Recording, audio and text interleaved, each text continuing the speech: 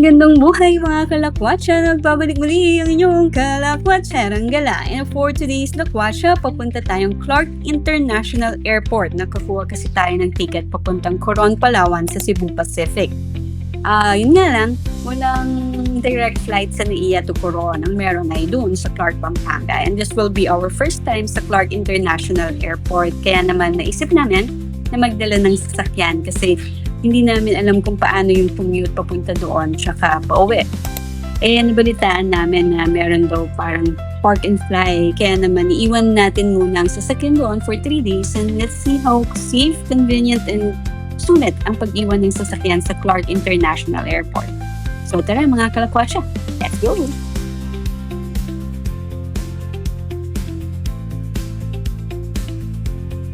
Ito nga pala yung Solaire dito sa Quezon City mga kalakwatsa. Sana sa mga susunod nating lakwatsa yan naman ang ating mapuntahan. Well, hindi pa lang namang mangarap, but mas maganda kung matutupad natin yung pangarap na yon dahil sa ating pagsusumikap, hindi dahil sa pagiging korap. Diba? May hugot.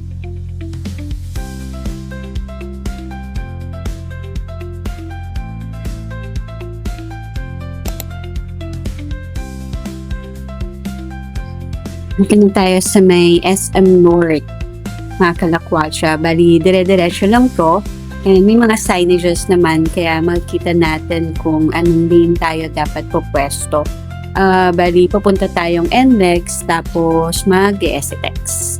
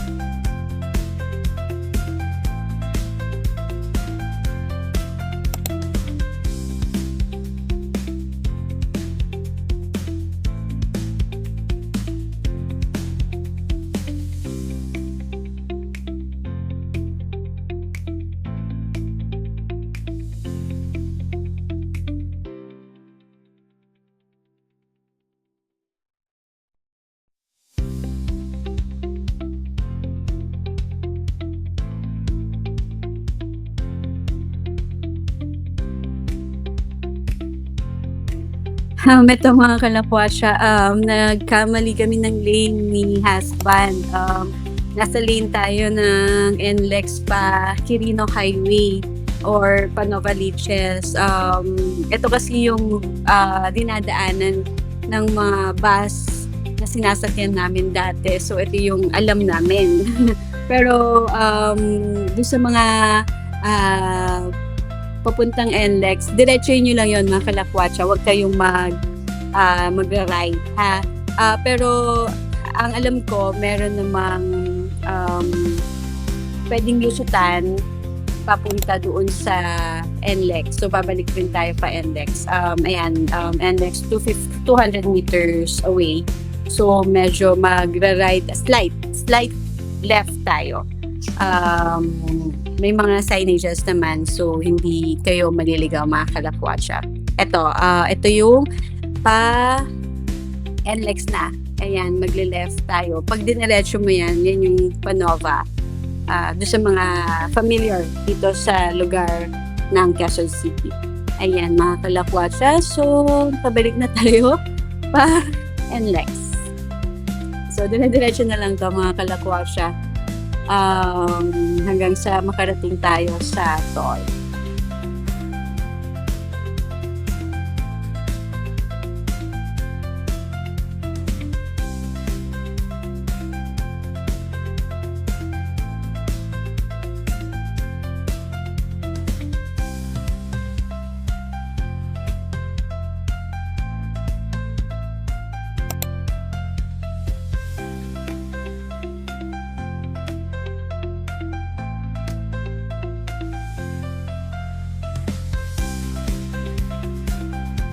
Ayan mga kalakwatsa, success. Ito na, papasok na tayo ng NLEX.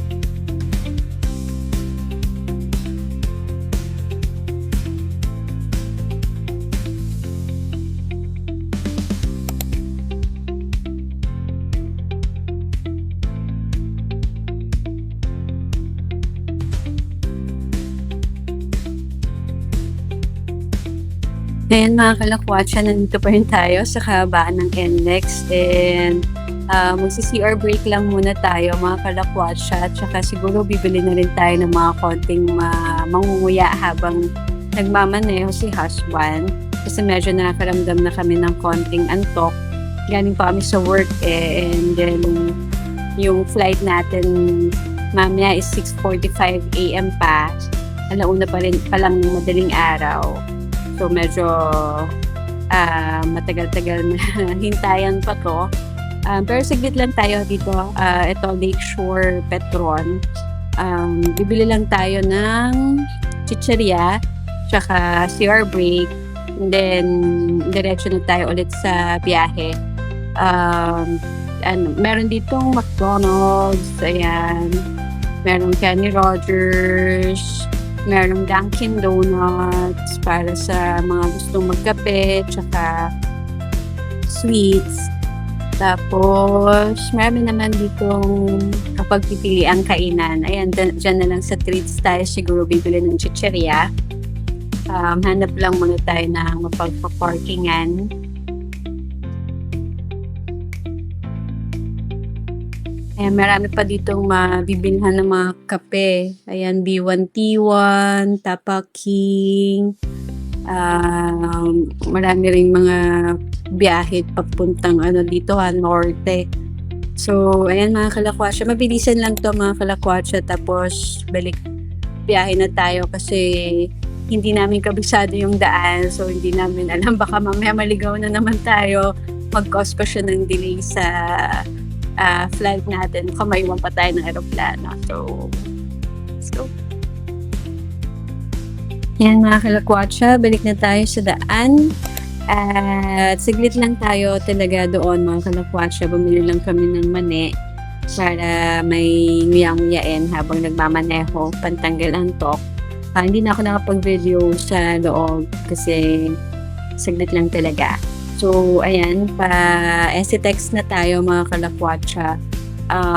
Mga isa't kalahati, mahigit isang oras yung biyahe pa natin bago makarating ng Clark International Airport.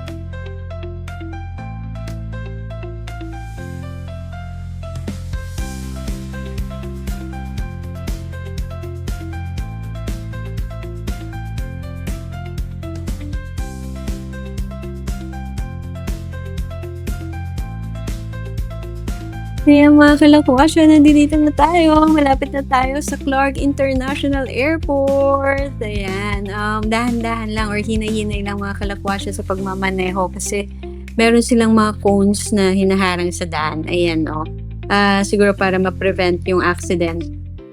Lalo na doon sa mga sasakyan na or mga driver na talagang harurot kung magmaneho. No? Meron silang mga speed limit na nakalagay. Kaya dahan-dahan lang mga kalakwatsa para smooth ang ating biyahe, di ba? Ayan mga kalakwatsa, malapit na tayo.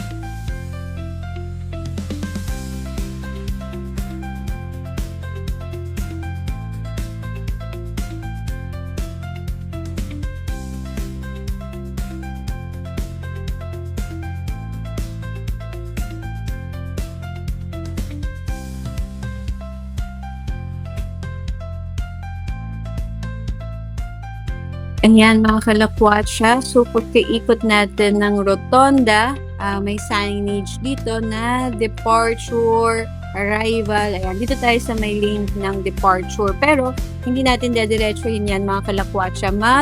Left turn tayo. Ayan, parking. Ayan mga kalakwatsa. Since iiwan natin itong sasakyan sa kanilang parking area ng mga ilang araw. Pero kung meron kayong sakay, tapos ibababa nyo doon sa departure, ayan, pwede nyo siyang idiretso doon. Ayan mga kalakwatsa.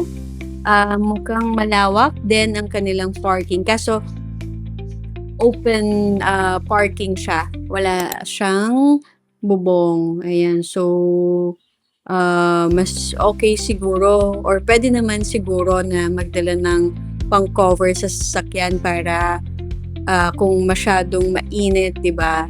Kawawa din naman kasi yung sasakyan natin. Ayan mga kalakwatsa, pasok na tayo.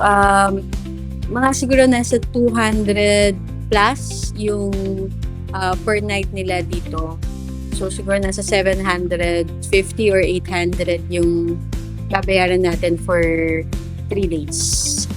Ayan mga kalakwatsa, hanap lang tayo ng mapaparadaan. Ayun mga kalakwatsa, merong nag-park na naka-cover yung sasakyan. Siguro mga ilang araw niyang iiwan dito yung kanyang sasakyan.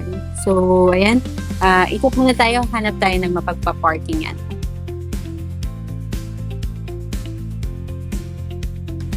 So, ayan mga kalakwatsa, na i-park na natin ang sasakyan.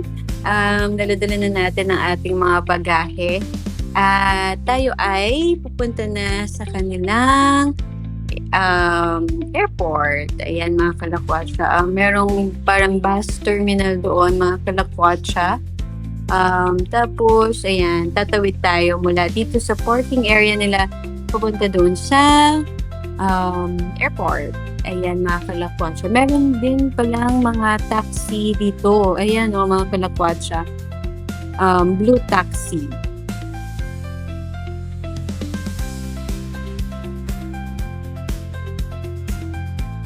Ayan mga kalakwatsa, nakatawid na tayo. Hanapin lang natin yung entrance. So, nandito tayo sa arrival. Domestic arrival. Nandito kasi tayo sa baba, mga kalakwatsa. Kung naalala nyo, merong paakyat. So, doon tayo, akyat pa tayo sa escalator para makarating sa departure.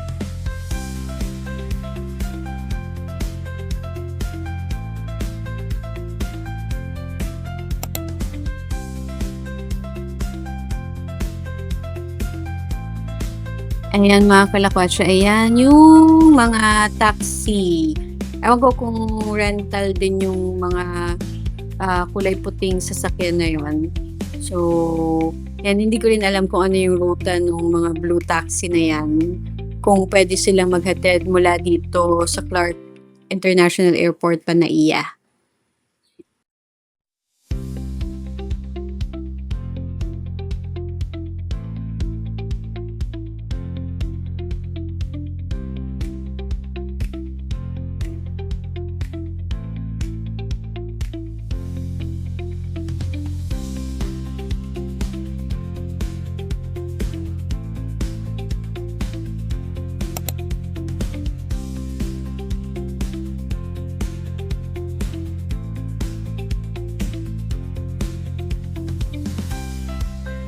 Ayan mga kalakwatsa, nakapasok na rin tayo. So, hanggang sumuli, samahan niyo ulit kami sa ating susunod na kalakwatsa. Bye-bye!